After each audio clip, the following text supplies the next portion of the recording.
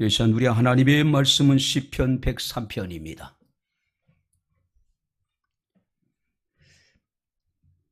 시편 103편 1절부터 5절 말씀까지 제가 봉독을 해드리도록 하겠습니다. 내 영혼아 여호와를 송축하라. 내 속에 있는 것들아 다 그의 거룩한 이름을 송축하라. 내 영혼아 여호와를 송축하며 그의 모든 은택을 잊지 말지어다. 그가 내 모든 죄악을 사하시며 내 모든 병을 고치시며 내 생명을 파멸해서 속량하시고 인자와 국률로 간을 씌우시며 좋은 것으로 내 소원을 만족하게 하사 내 청춘을 독수리같이 새롭게 하시는 도다. 아멘. 자비롭고 은혜로우신 아버지 하나님 고맙습니다. 오늘도 바쁘고 분주하고 피곤하고 공고한 중에도 여호와께서 우리에게 행하신 일들을 기억하며 기쁨과 감사와 즐거움으로 주를 예배케 하시고 이 시간 주의 말씀을 청종할 수 있는 은총을 내려주심을 감사합니다. 말씀이 선포될 때 우리의 마음의 문을 열어주시고 우리의 길을 여셔서 살아계신 주의 말씀을 아멘 아멘으로 화답케 하옵소서. 예수님 이름으로 기도하옵나이다. 아멘. 할렐루야. 자, 우리 옆에 있는 분들과 하나님 우리와 함께 하십니다. 인사하겠습니다. 하나님 우리와 함께 하십니다. 할렐루야.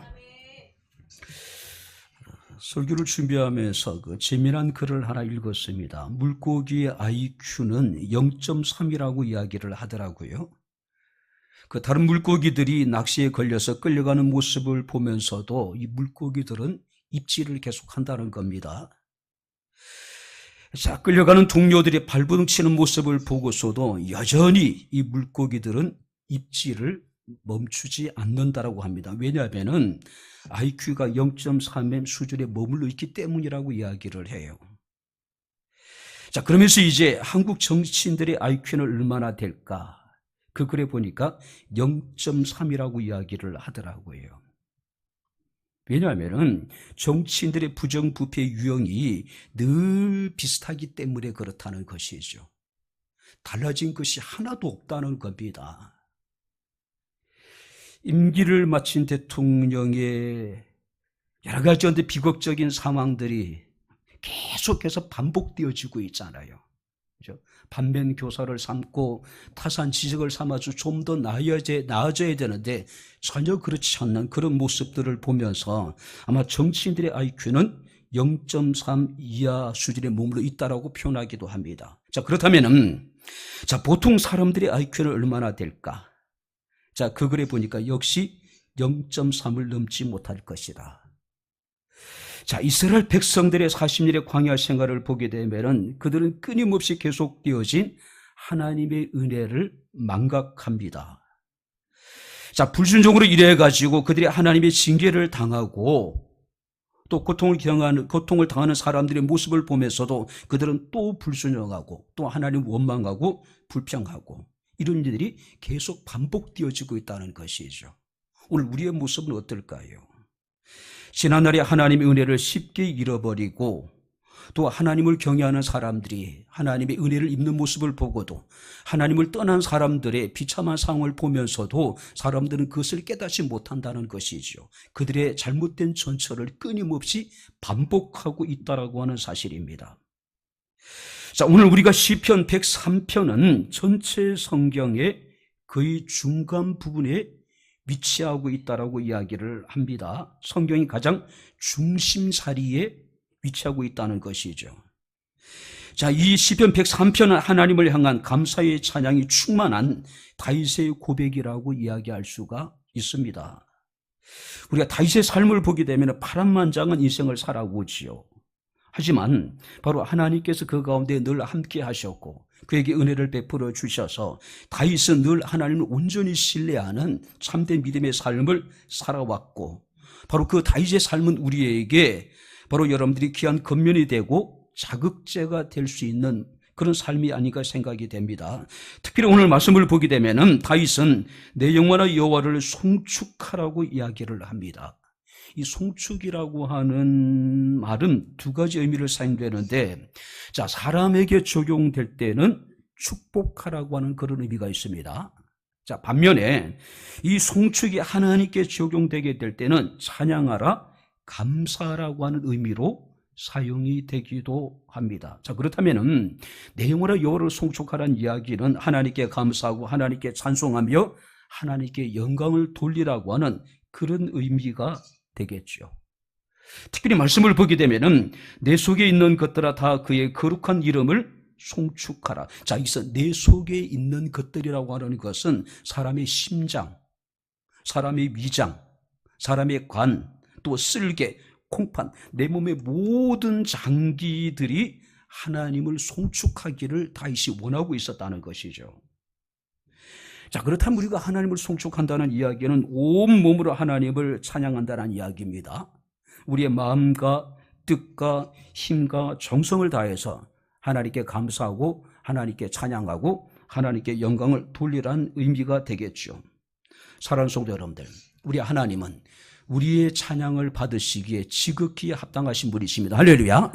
그래서 다윗은 시편 71편 14절에 나는 항상 소망을 품고 주를 더욱더욱 찬송하리이다. 할렐루야.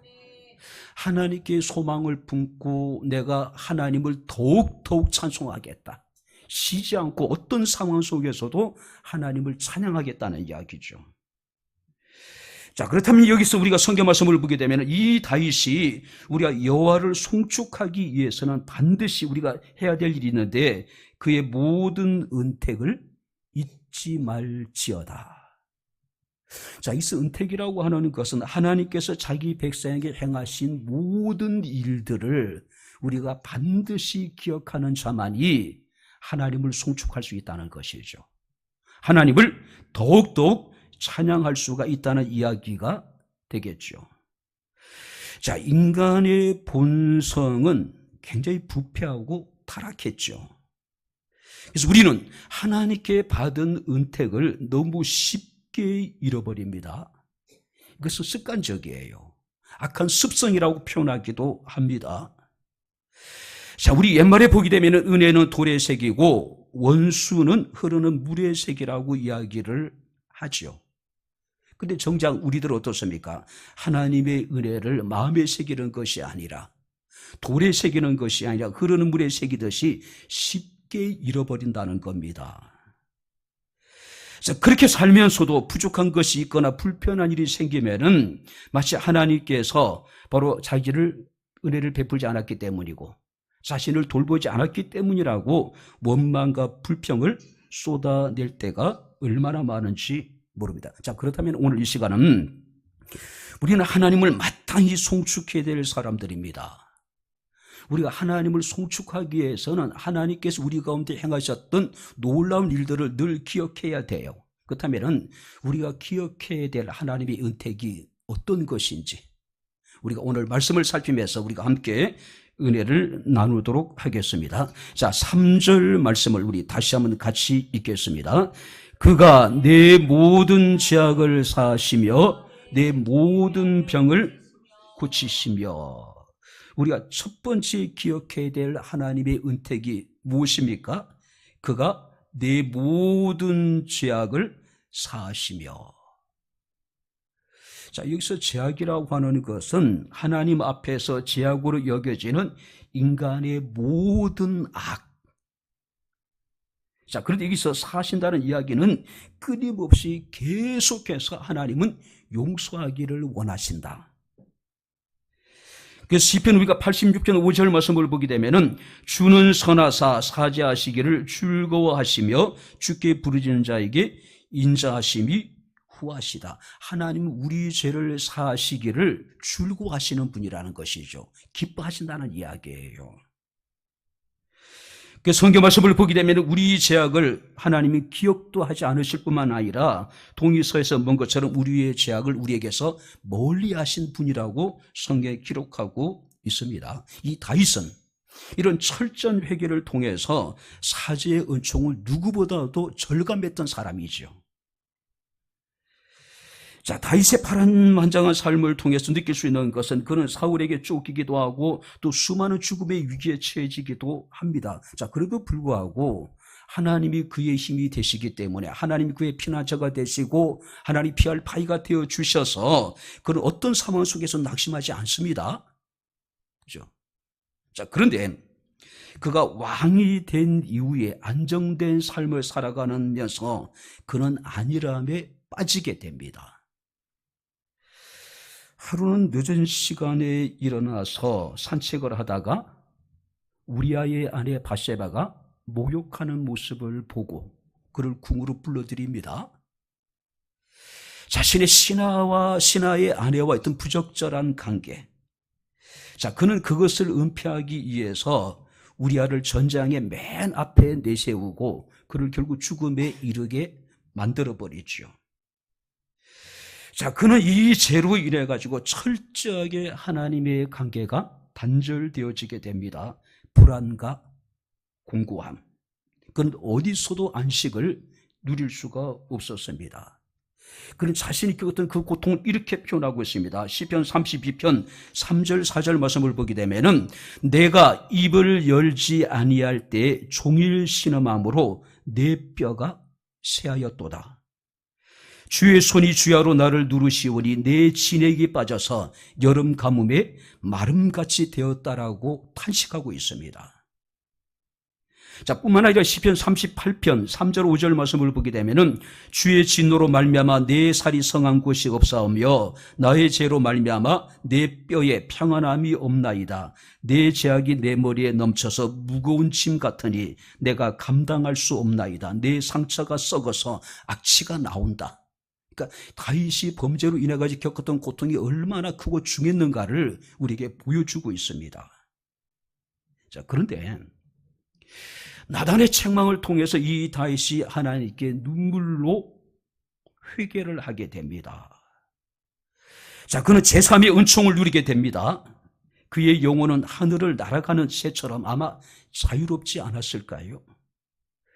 다윗은 제3을 받은 후에 그 행복을 이렇게 노래하고 있습니다. 시편 30편 1절입니다. 허물의 사함을 받고 자신의 죄가 가려워진 자는 복이 있다라고 이야기를 하고 있습니다. 자신의 허물이 사함을 받고 자신의 죄가 가려지는 그 순간에 그는 말할 수 없는 행복감을 느낄 수밖에 없었다는 것이죠.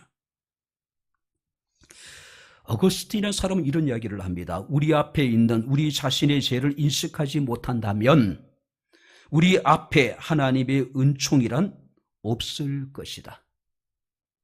자신의 죄를 자각하지 못하는 사람은 하나님의 은총도 누릴 수가 없다라고 하는 것이죠. 그래서 다윗은 하나님께서 자신에게 베푸신 은택을 잊지 말라고 스스로에게 다짐을 합니다. 뿐만 아니라 그는 계속해서 3절에 이런 이야기합니다. 내 모든 병을 고쳐주셨다. 자, 여기서 고쳤다는 이야기는 수선해 준다. 또 수리하다, 치료하다라고 하는 그런 의미가 있습니다. 찢어진 곳을 깨매어서 수선한다. 자, 원형이 파괴되어 변질된 것을 바르게 고친다는 것이 바로 여기서 내 병을 고쳐주었다라고 다윗이 표현하고 있는 겁니다. 원래의 상태로 회복시켜주다. 그래서 우리가 출애굽기 15장 26절 말씀을 보게 되면은 나는 너희를 치료하는 여호와라고 말씀을 하고 있습니다. 하나님은 우리 죄를 사하시며 할렐루야, 우리 모든 병을 고치시는 분이시기 때문에 다윗은 여호와를 송축할 수밖에 없었다는 것이죠. 특별히 여기서 모든 병이라고 이야기를 합니다. 아무리 과학이 발달하고 의술이 발달한다 하더라도 아직까지도 우리가 치료하지 못하는 병이 분명히 존재해요. 그렇죠? 그런데 성경은 분명히 다윗은 고백하기를 모든 병이라고 이야기를 하고 있어요. 그렇다면 우리가 고침을 받지 못하는 병을 우리가 어떻게 이해를 해야 될 것인가? 현대의학으로도 치료되지 못한 그 병들을 우리가 어떻게 이해해야 될 것인가? 특별히 우리가 14절 말씀을 보게 되면은 이는 그가 우리의 체질을 아시며, 결국은 하나님이 우리의 체질을 아신대요. 하나님만이 근본적으로 우리의 육체적인 연약함과 우리의 질병을 치료할 수 있는 분이라는 것이죠. 원인을 알지 못하는 질병, 그 질병이라도 하나님 우리의 체질을 아시는 분이기 때문에 그분은 우리의 병을 고칠 수 있으신 분이라고 하는 사실이에요. 말라기 4장 2절 말씀을 보게 되면은 내 이름을 경외하는 너희에게는 공의로운 내가 떠올라서 치료하는 광선을 발하리니 너희가 나가서 외양간에 나온 송아지같이 뛰게 될 것이라고 말씀을 하고 있습니다. 하나님은 우리 모든 죄를 사하시며 우리 모든 병을 능히 고치시는 하나님이십니다. 할렐루야. 그렇기 때문에 다윗은 그 하나님의 은택을 기억하고 그 하나님을 송축하겠노라고 지금 고백하고 있습니다. 누가 고침을 받습니까? 여호와를 경외하며 죄사함을 받은 자를 하나님께서 고쳐주시겠다. 뿐만 아니라 4절 말씀을 보시기 바랍니다. 내 생명을 파멸해서 속량하시고 인자와 긍휼로 간을 씌우시며. 자, 여기서 파멸해서 내 생명을 속량하시고. 자, 여기서 파멸이라고 하는 것은 구덩이라는 뜻을 가지고 있습니다. 쉽게 이야기하면은 생명의 파멸을 경험하는 바로 무덤을 의미하고 있는 거예요. 다윗은 계속되어지는 환난과 고난으로 마치 자기 자신이 죽은 것 같은 그런 상황에 처해지기도 합니다. 그래서 이 파멸이라고 하는 것은 음부 또 여러분들 스올이라는 단어와 이렇게 중복해서 사용되어지는 경우가 많이 있습니다. 그런데 하나님께서는 그 죽음과 같은 상태 속에서 나를 속량해 주셨다. 자, 죽을 수밖에 없는 환경에서 하나님께서 나를 지켜주셨다라고 지금 그가 고백하고 있는 겁니다. 이미 3절에서 죄와 질병에서 하나님이 구원을 하셨다라고 그가 고백하고 있기 때문에 여기서는 죽을 수밖에 없는 환경에서 하나님이 나를 속량해 주셨다. 나를 구원해 주셨다. 다윗은 목동으로서 베들레헴 들판에서 먹고 자고 자신의 양떼를 지키기도 했습니다. 성경을 보게 되면 사자와 곰의 공격을 받기도 했습니다. 그리고 전쟁터에서는 바로 블레셋의 그인 골리앗과 생명을 건 싸움을 벌이기도 했습니다. 사울에게 미움을 받게 되고 군대에 쫓겨다녀야 됐습니다. 동굴과 광야에서 힘들고 고통스러운 시간들을 보내게 되죠. 왕이 된 후에도 주변 국가와의 계속된 전쟁, 또 주변의 모든 나라를 정복하고 난 이후에도 그가 사랑했던 압살롬의 반란, 그야말로 굉장히 다윗에게 있어서는 파멸할 수밖에 없는 절체절명의 위기가 수없이 많았단 말이죠. 그래도 불구하고 하나님께서 그 파멸에서 자기를 속량해 주셨다, 자기를 구원해 주셨다라고 지금 노래하고 있는 겁니다. 이 세상에는 우리의 생명을 노리는 위험한 요소들이 정말 많이 있죠. 교통사고로, 또 화재로 이래가지고, 또 천재지변 등으로 많은 사람들이 목숨을 잃고 있죠. 우리 사회는 우리 주변에 수많은 사고로 적지 않은 사람들이 바로 목숨을 잃는 일들이 벌어지고 있는 것이 우리의 현실입니다. 물난리로 이래가지고 지하도에 갇힌 사람들이 때로 죽임을 당하기도 하고, 그죠? 우리 청소년들이 바로 수학여행 가다가 죽임을 당하기도 하고, 뿐만 아니라 여러 가지 이런저런 일로 이래가지고 목숨을 잃는 일들이 얼마나 많은지 모릅니다. 불안하고 혼돈스러운 시대를 우리는 살아가고 있습니다. 우리에게 필요한 것이 무엇일까요? 4절 말씀을 보시기 바랍니다. 내 생명을 파멸해서 속량하시고 인자와 긍휼로 간을 씌우시며. 우리에게 필요한 거 뭘까요? 하나님의 인자와 하나님의 긍휼이라는 것이죠. 자, 그런데 여기서 다윗은 하나님께서 인자와 긍휼로 관을 씌우신다. 관을 씌운다는 얘기는 왕관을 씌운다, 또 하나님이 나를 단장시켜 주셨다라고 하는 의미가 있습니다. 무슨 얘기일까요? 바로 관을 씌웠다라는 이야기는 그만큼 하나님께서 자신에게 베푼 인자와 긍휼이 크고 아름다웠다. 아름다웠다. 우리가 인자로 관을 씌운다, 긍휼로 관을 씌운다. 인자와 긍휼은 관을 씌울 수 있는 것이 아니잖아요. 일반적으로 이렇게 표현할 수 있습니다. 하나님께서 나를 인자와 긍휼로 대하셨다. 하나님이 내게 인자와 긍휼을 베푸셨다라고 이렇게 표현하는데, 이 다윗은 하나님이 인자와 긍휼로 내게 관을 씌우셨다. 하나님의 인자하심으로, 하나님의 긍휼하심으로 하나님께서 나를 단장시켜 주었다. 나를 영화롭게 해 주었다. 그래서 우리가 오늘 8절 말씀 보니까 이렇게 기록하고 있습니다. 여호와는 긍휼이 많으시고 은혜로우시며 노하기를 더디하시고 인자하심이 풍부하시다라고 노래하고 있습니다. 자, 그렇다면 여기서 이 긍휼이라고 하는 의미를 한번 우리가 생각해 봐야 됩니다.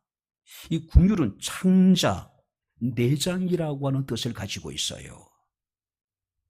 자, 우리를 바라보시는 하나님의 애끓는 심정을 그대로 나타내고 있는 겁니다. 창자가 끊어지듯 한 그런 하나님께서 애통하는 마음을 갖고 우리를 바라보시고 우리를 사랑하시는 하나님.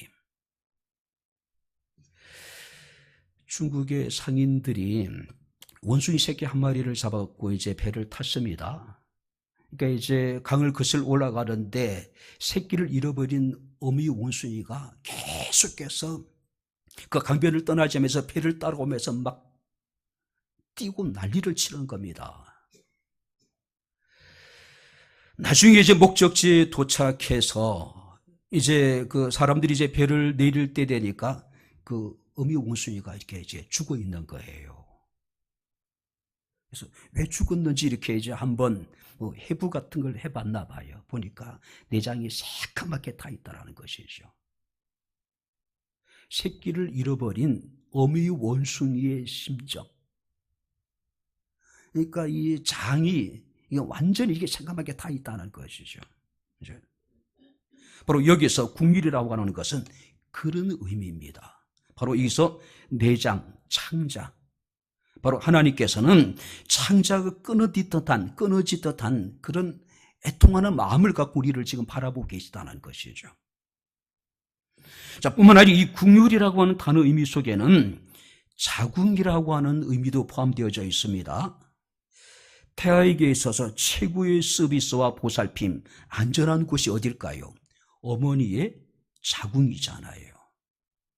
바로 우리를 향한 하나님의 사랑, 우리를 향한 하나님의 보살핌, 우리를 향한 하나님의 은혜는 바로 어머니의 자궁 속에 있는 태아와 같이 그렇게 우리가 안전하다는 것이죠. 완전하다는 것이죠.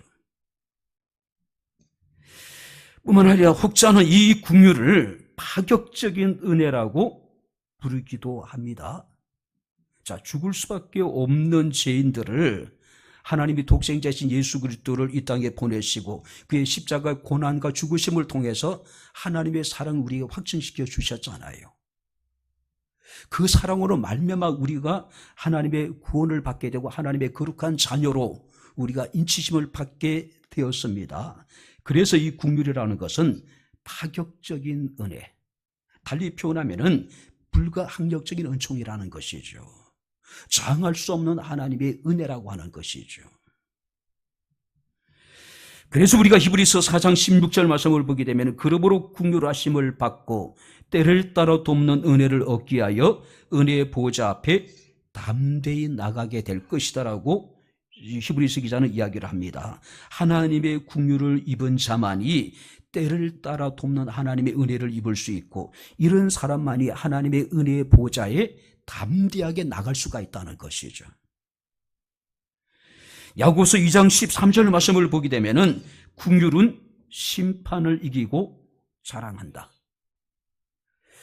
자, 아무리 심판을 받을 죄인도 하나님의 긍휼을 잊게 된다면은 바로 하나님께서는 그를 불쌍히 여기시고 그에게 긍휼을 베푸셔서 그를 구원해 주신다는 이야기죠. 오늘 사랑하는 성도 여러분들, 마땅히 우리가 하나님을 송축하는 것이 우리의 여러분들이 의무입니다. 하나님을 마땅히 송축하기 위해서는 여호와께서 우리에게 베푸신 하나님의 은택을 기억하는 겁니다. 어떤 은택입니까?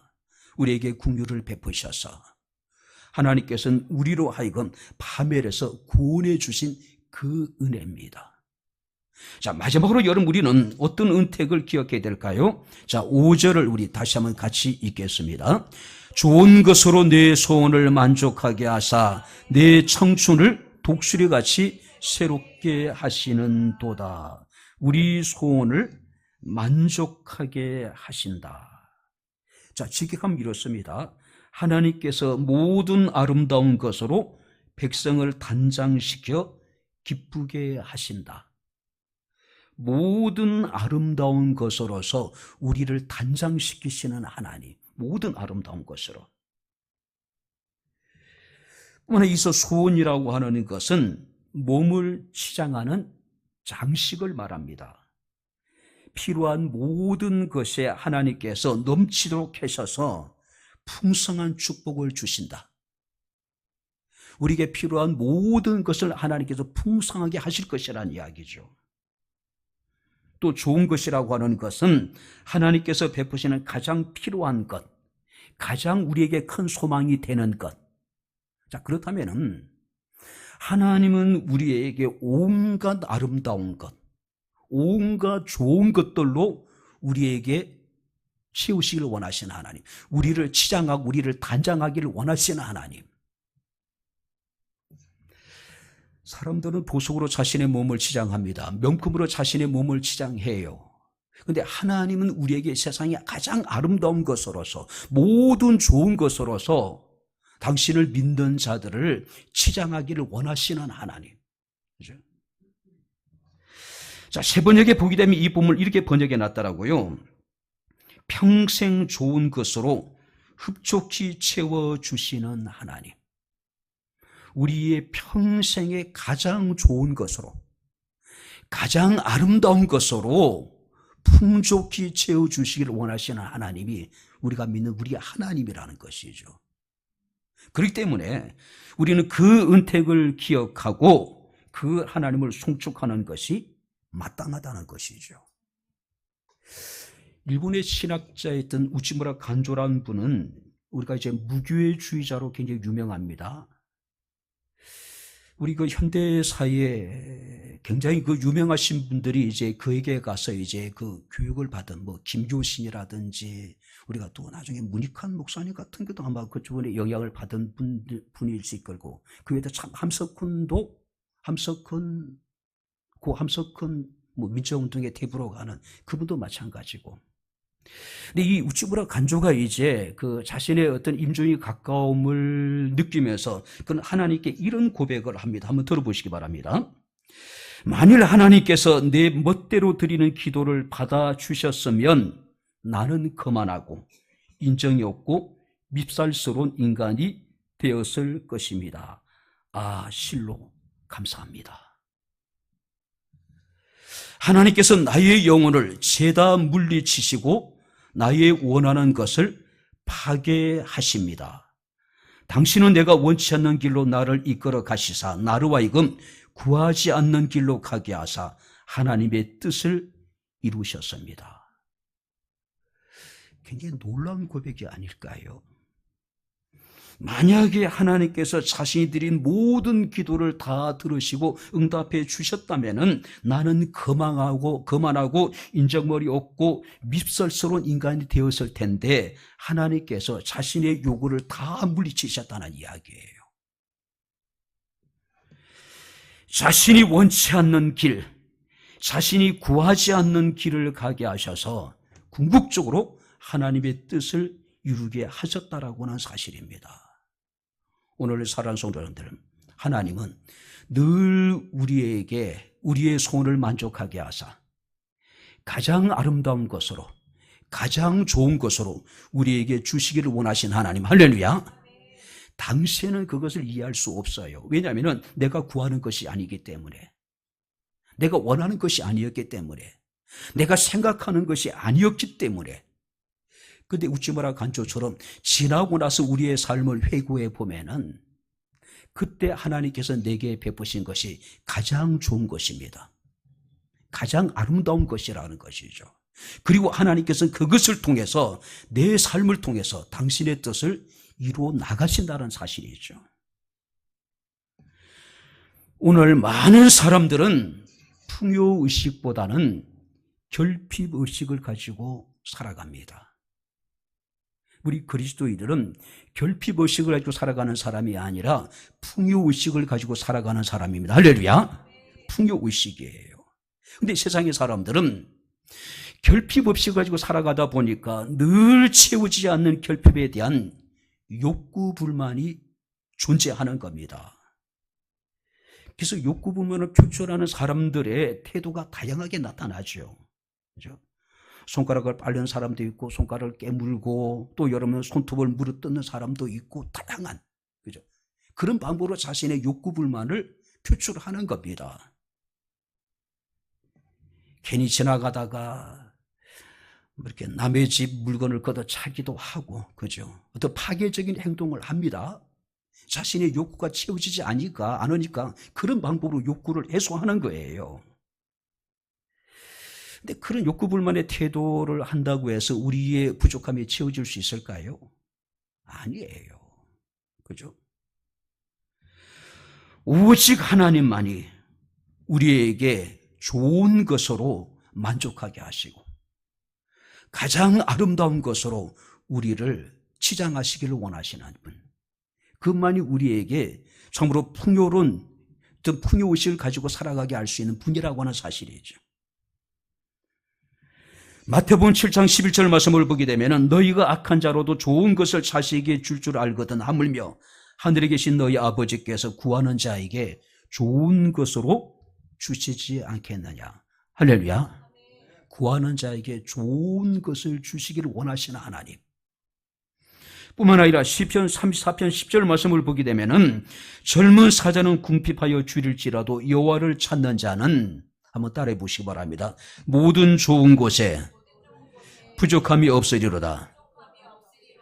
여호와를 찾는 자에게, 여호와를 구하는 자에게는 모든 좋은 것에 부족함이 없게 하시겠대요. 우리가 믿는 우리 하나님은 어떤 분입니까? 구하는 자에게 좋은 것을 주시는 하나님. 하나님을 찾는 자들에게 모든 좋은 것에 부족함이 없게 하시는 하나님. 그리고 성경 말씀 보니까 내 청춘을 독수리같이 새롭게 하신다. 그리고 우리의 삶을 하나님께서 비상하게 하신다. 우리의 삶을 하나님께서는 높여주시겠다는 이야기죠. 성경에서 독수리는 빠르고 또 지치지 않고 굉장히 어떤 솟구치는 강한 힘을 가진 그런 여러분들이 동물로 그려지고 있습니다. 탈무드에 보게 되면 이런 이야기가 있더라고요. 바벨론의 독수리는 그 시력이 얼마나 좋은지 팔레스타인 지역에 있는 시체를 볼 수 있다. 바벨론의 독수리, 바벨론은 어떤 곳인가요? 지금 이라크예요. 근데 바벨론의 독수리는 팔레스타인, 지금 이스라엘입니다. 이스라엘의 시체도 볼 수 있는 아주 뛰어난 시력을 가지고 있다는 것이죠. 물론 불가능하지만 그만큼 뛰어난 시력을 가지고 있다는 것을 의미하고 있는 겁니다. 오늘 하나님을 믿고 의지하는 사람은 이런 독수리와 같이 비상하는 은혜를 입게 될 것이다. 때로는 힘들고 어려워서 좌절하거나 낙심할 수도 있겠죠. 지치고 피곤하고 낙심하다가도 하나님의 말씀을 묵상하게 되고 하나님의 은혜가 그 가운데 임하게 될 때에 우리는 새롭게 우리 비상하게 될 거란 이야기죠. 새로운 힘을 얻게 될 거란 이야기죠. 이사야 40장 29절 30절 말씀 보니까 선지자 이사야는 이렇게 노래합니다. 피곤한 자에게 능력을 주시며 무능한 자에게 힘을 더하시나니 소년이라도 피곤하여 곤비하며 장정이라도 넘어지며 쓰러지되 오직 여호와를 앙망하는 자는 셈을 얻으리니 독수리 날개치며 올라감 같을 것이요 다른 박질하여도 곤비하지 아니하겠고 걸어가도 피곤하지 않을 것이다. 우리 소원을 만족하게 하시고 우리의 삶을 아름답게 하나님이 친히 치장해 주시겠대요. 그리고 독수리와 같이 하나님 우리의 삶을 비상하게 해주겠다. 가장 좋은 것을 주셔서 우리 영혼을 만족하게 하시고 청춘을 독수리같이 새롭게 하신 하나님, 이것이 우리에게 나타난 하나님의 은택이라는 겁니다. 그 은택을 기억하고 하나님을 송축하라는 이야기죠. 오늘 여기까지 우리 말씀을 마치도록 하겠습니다. 사람은 익숙해지면은 소홀해진다는 이야기가 있습니다. 그 미우라 아야코라고 하는 일본의 어떤 굉장히 훌륭한 신앙인이죠. 작가이기도 하고 그 빙점으로 굉장히 우리나라에도 유명한 분이죠. 그 미우라 아야코가 자신의 기도를 다른 사람들에게 소개한 적이 있습니다. 그가 하나님께 기도한 기도의 제목이 뭐냐면은 하나님 은혜에 익숙하지 않게 해주세요. 하나님의 은혜에 익숙하지 않게 해달라고 그가 하나님께 기도했다는 이야기예요. 자, 미우라 아야코는 처녀 시절에 심한 폐결핵을 앓게 됩니다. 오랜 세월 병상에 누워 있다가 그때 그 남편을 만나게 됩니다. 그 남편의 전도를 받고 예수님을 믿게 됩니다. 자, 하나님의 기적적인 은혜 치유를 받고 자, 그는 5년 동안이나 자신을 문병하고 자신을 기다려준 남편과 드디어 결혼을 하게 됩니다. 자, 남편에 대한 고마운 마음은 어떤 말로도 표현할 수 없을 정도였습니다. 눈물 나도록 남편에 대한 늘 고마운 마음이 있었어요. 자, 그런데 몇 년을 살다 보니까 점점 그 고마운 마음들이 시들시들해 가기 시작을 합니다. 자, 남편과 함께 사는 것이 익숙해지면서 모든 것이 당연하게 느껴지기 시작합니다. 자, 그러다 보니까 남편에게 신경질도 내고 화도 내고 어느 날 보니까 자기 자신 남편을 미워하고 있더래요. 그런 자기 자신의 모습에 그는 소름이 끼치다라는 것이죠. 내가 어떻게 내가 어떻게 내 남편을 미워할 수 있을까? 그죠? 그는 기도 중에 자신 일에서는 안 된다는 것을 깨닫고 그래서 하나님께 기도했습니다. 하나님, 은혜에 익숙해지지 않게 해주세요. 어쩌면 우리가 하나님께 드려야 될 기도의 제목이 아닐까요? 한번 따라해 보시기 바랍니다. 하나님, 은혜에 익숙해지지 않게 해주세요. 할렐루야. 하나님의 은혜는 날마다 새로워져야 돼요. 하나님의 은혜에 대한 감격이 날마다 여러분들 우리가 충만해야 돼요. 근데 시간이 지나면서 그 은혜가 익숙해지기 시작합니다. 익숙해지면은 형식적이 될 수밖에 없을 것이고 익숙해지게 되면은 감격이 사라지고 결국은 껍데기만이 남게 된다는 것이죠. 사랑하는 성도 여러분들, 하나님의 베푸신 은혜를 우리는 반드시 기억해야 됩니다. 하나님께서 우리에게 베푸신 은택을 결코 잊어서는 안 된다는 것이죠. 우리 죄를 사하시고 모든 질병으로부터 우리를 고쳐주신 하나님, 우리에게 긍휼을 베푸셔서 우리를 생명의 파멸에서 구원해 주신 하나님, 우리에게 좋은 것을 주셔서 우리로 하여금 비상하게 하신 하나님, 이것이 우리에게 베푸신 하나님의 은택입니다. 이것이 우리가 이 땅에 살아가면서 누리고 있는 하나님의 은혜입니다. 그 베푸신 그 은혜를 기억하고 지금부터 영원토록 여호와 하나님을 송축할 수 있는, 하나님을 찬송할 수 있는, 하나님을 노래할 수 있는 저와 여러분들의 삶이 되어질 수 있기를 주의 이름으로 축원합니다. 기도하겠습니다.